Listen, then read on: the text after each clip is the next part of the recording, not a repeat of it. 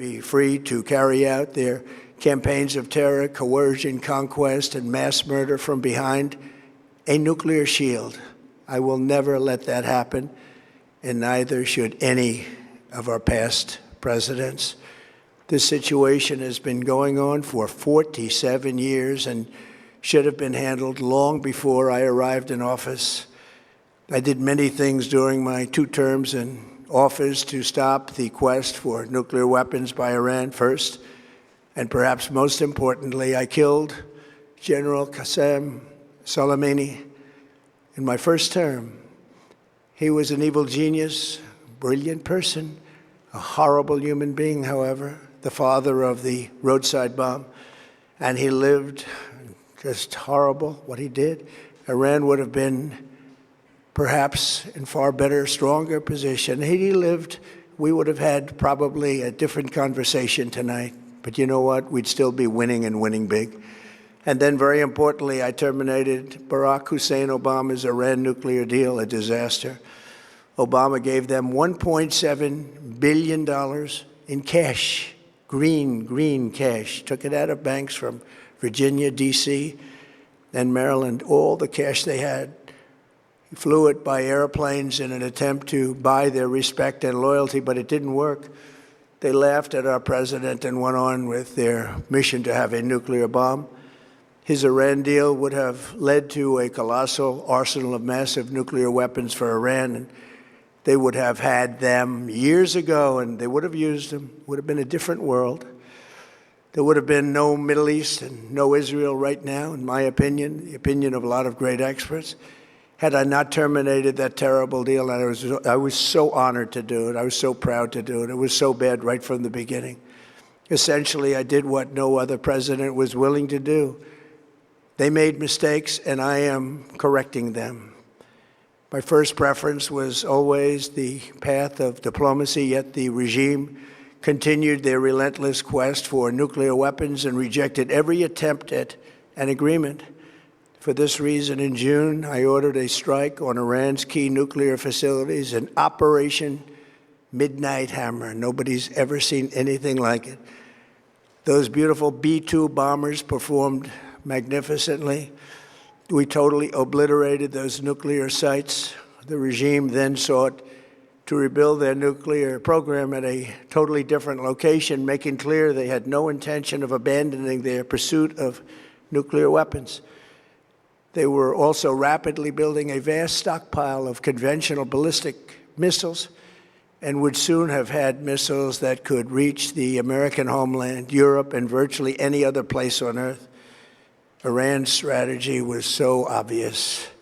They wanted to produce as many missiles as possible, and they did, with the longest range possible, and they had some weapons that nobody believed they had. We just learned that out. We took them out. We took them all out so that no one would really dare stop them.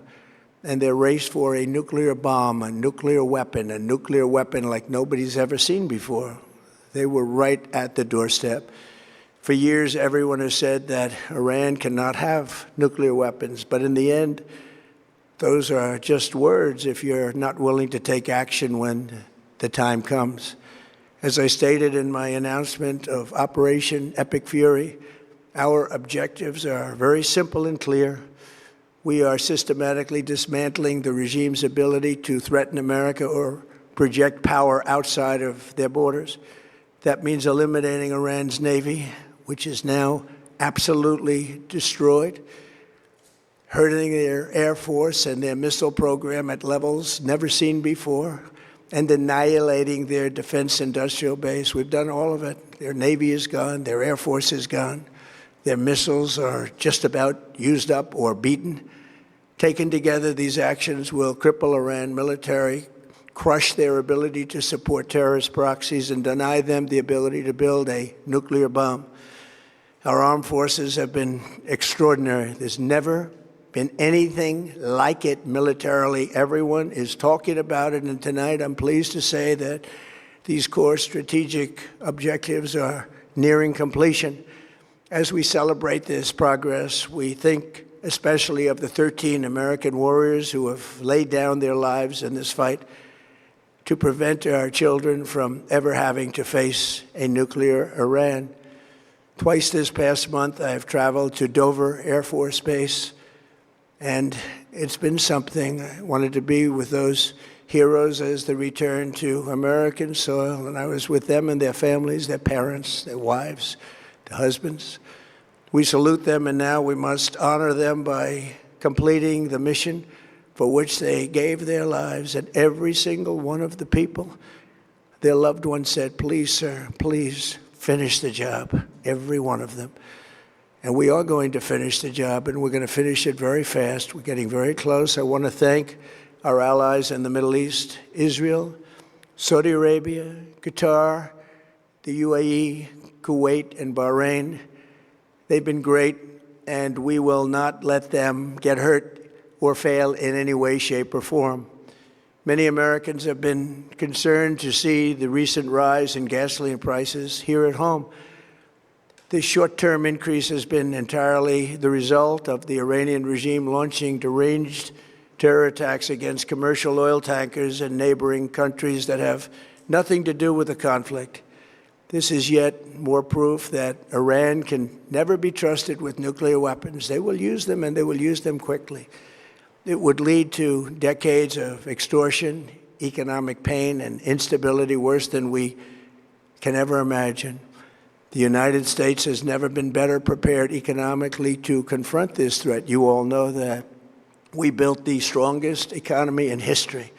We're going through it right now, the strongest in history. In 1 year, we've taken a dead and crippled country. I hate to say that, but we were a dead and crippled country after the last administration and made it the hottest country anywhere in the world by far, with no inflation, record-setting investments coming into the United States, over $18 trillion, and the highest stock market ever, with 53 all-time record highs in just 1 year.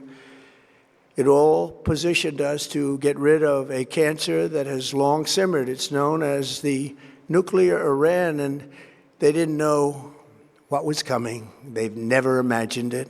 Remember, because of our Drill Baby Drill program, America has plenty of gas. We have so much gas.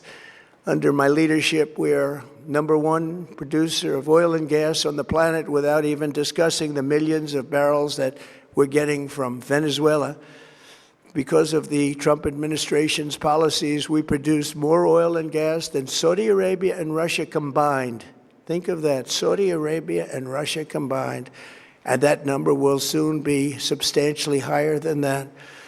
There's no country like us anywhere in the world, and we're in great shape for the future. The United States imports almost no oil through the Hormuz Strait and won't be taking any in the future. We don't need it. We haven't needed it, and we don't need it.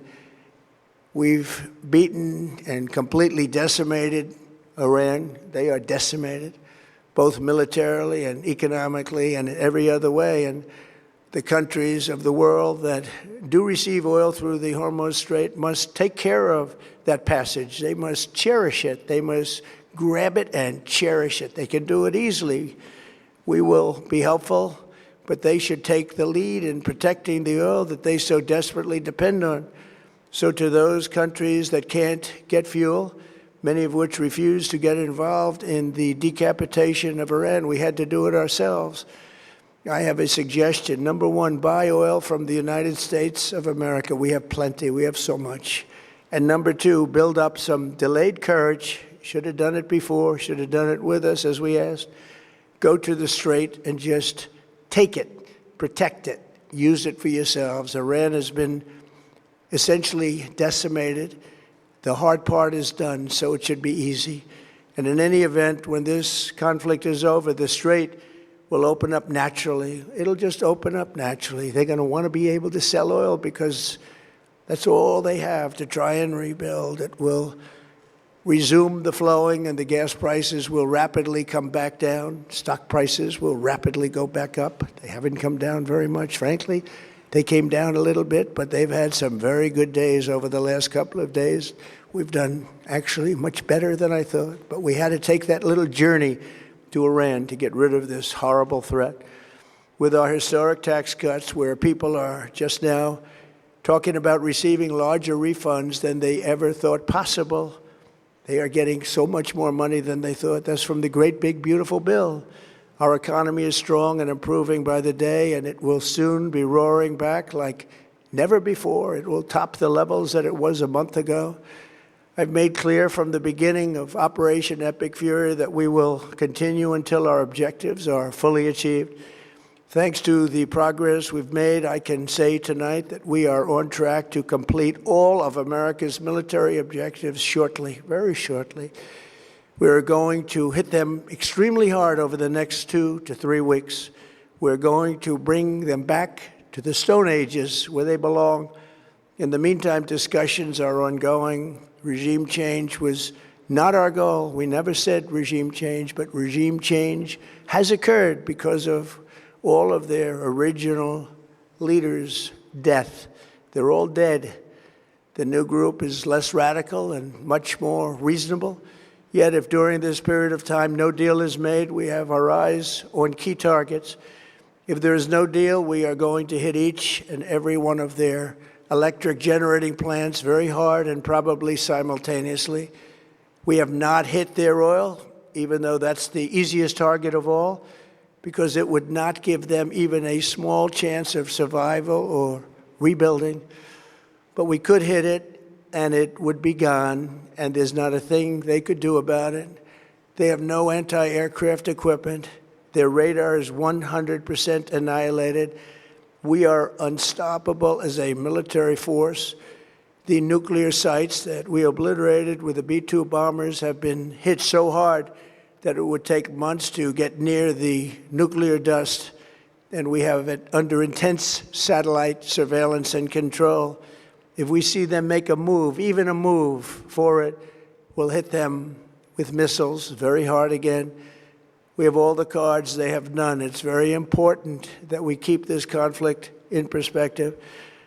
American involvement in World War I lasted 1 year, 7 months, and 5 days. World War II lasted for 3 years, 8 months, and 25 days. The Korean War lasted for 3 years, 1 month, and 2 days. The Vietnam War lasted for 19 years, 5 months, and 29 days. Iraq went on for 8 years, 8 months, and 28 days. We are in this military operation so powerful, so brilliant, against one of the most powerful countries for 32 days. And the country has been eviscerated and essentially is really no longer a threat. They were the bully of the Middle East, but they're the bully no longer. This is a true investment in your children and your grandchildren's future. The whole world is watching, and they can't leave the power, strength, and brilliance. They just can't believe what they're seeing. They leave it to your imagination, but they can't believe what they're seeing, the brilliance of the United States military. Tonight, every American can look forward to a day when we are finally free from the wickedness of Iranian aggression and the specter of nuclear blackmail.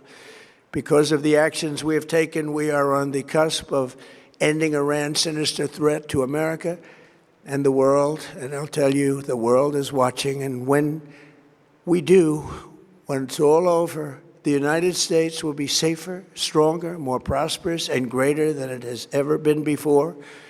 May God bless the men and women of the United States Armed Forces, and may God bless the United States of America. Thank you very much.